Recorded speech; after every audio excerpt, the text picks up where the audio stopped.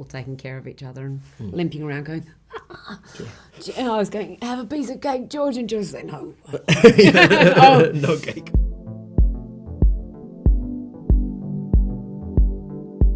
I basically knew him as the kind of archetypal symbols of Ned. I knew the image of the helmet, which I knew he used in The Last Stand, and I knew his name, and I knew that he was an outlaw, but a kind of celebrated one, and that's all I knew of him.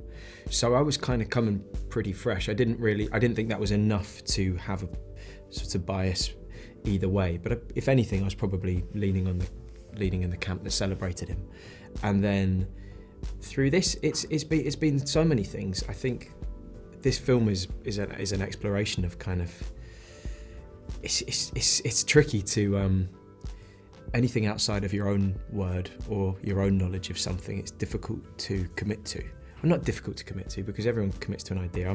But it's sort of like, I don't know. I went both ways with it really. I can see why he's celebrated. I can see the good that he did, but also if I know that if my dad was a copper that he killed, I couldn't level with it either. So I'm gonna have to sit on the fence with that one.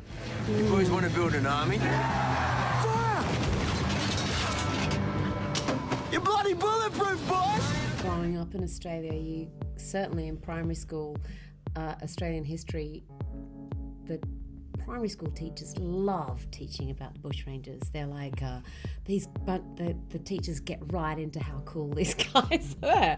So I think growing up there, in primary school, studying bushrangers, and Ned Kelly is the most famous of them because of his iconic look, the helmet and the armour.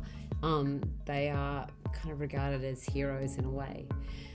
But, his image has been appropriated by so many people, and it's a beer, it's a bottle opener, it's a cider, it's a t-shirt, it's a tattoo. He is, his symbol of what it is to be Australian, like a kangaroo, or the Sydney Opera House, or the Harbour Bridge, or Uluru. And it's like, no one really knows his story.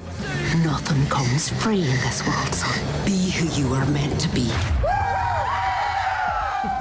Yeah, there was lots of riding horses, but cracked your rib. Yeah, it was a pretty organic and improvised world, and we were pretty fit.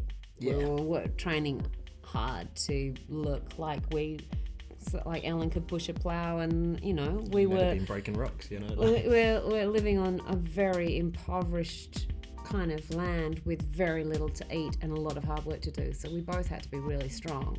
And George was amazing the way he worked. I mean, you saw his body was kind of like a creature machine. But I think on the third day of filming there was a big fight, and Dan and Ned, Ned pulls Dan off a horse and he's in a dress, and it's kind of disgusts him, and they were rolling around on the ground, and Justin said, "Get in there, Ess."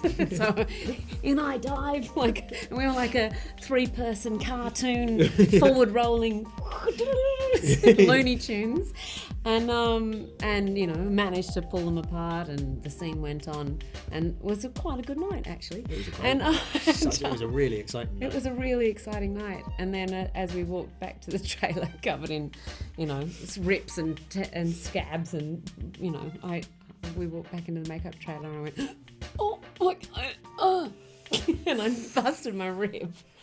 I think I rolled on you or something. And, the next day I had to be punched and thrown on the ground, and the next day I had to be punched and thrown on the ground, and the next day I had to punch little Orlando and throw him around the place. Right. And it was a very physical, quite brutal world, but it was such a privilege to be a part of, and we were all taking care of each other and limping around going, and I was going, have a piece of cake, George, and George said, no. No cake. No cake. It because you were trying to no, that look. just raw kangaroo.